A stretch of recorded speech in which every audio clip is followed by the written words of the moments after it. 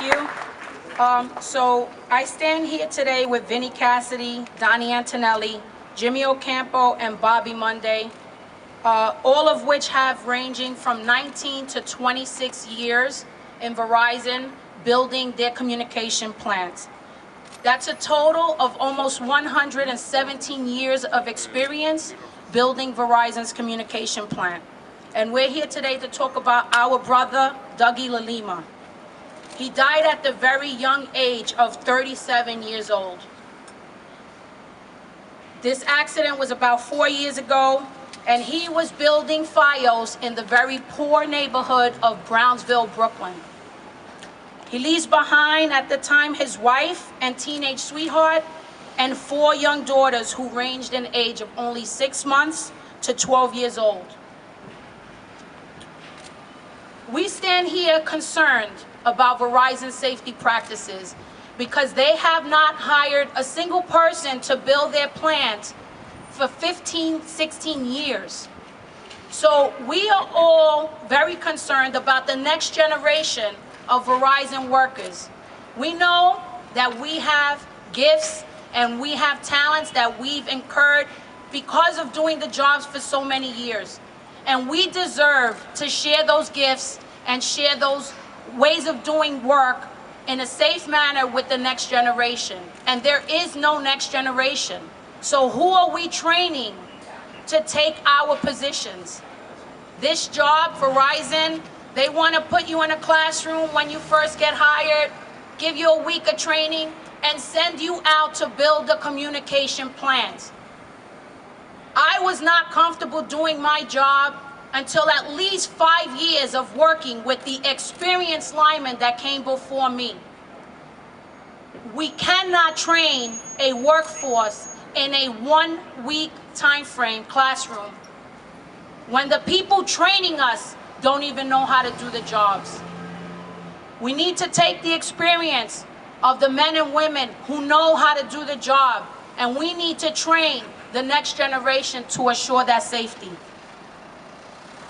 Today, very greedy Verizon is concerned primarily with their numbers. They are harassing technicians on a daily basis to do more, preventing them from taking the time, the thought process involved to identify the hazards on the job in order to be able to do their work safely. This is unacceptable. The 117 years of experience we have before you tells us that when a worker is rushed to do more and to work quickly, the first thing that suffers is safety, and we can't allow that.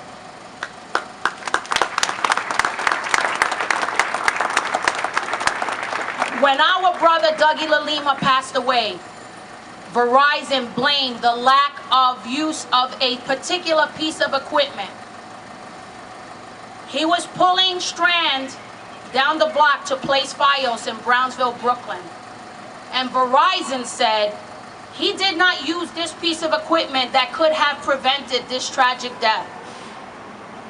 In my location, I have a lineman that worked for the company building Verizon's plant for 47 years that did not know what that piece of equipment was, despite the fact that there was an untimely death of another individual that Mickey spoke about 28 years prior.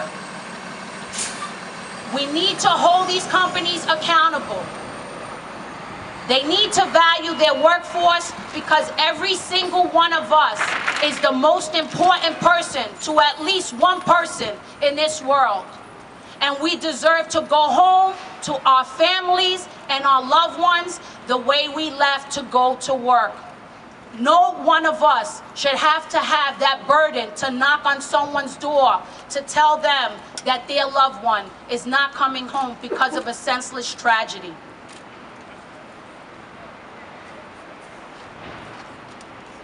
I know, as I see in the labor movement, where every working person, every union is finally starting to wake up and come together and know that the only way we are going to fix the safety issues is to have a union of unions.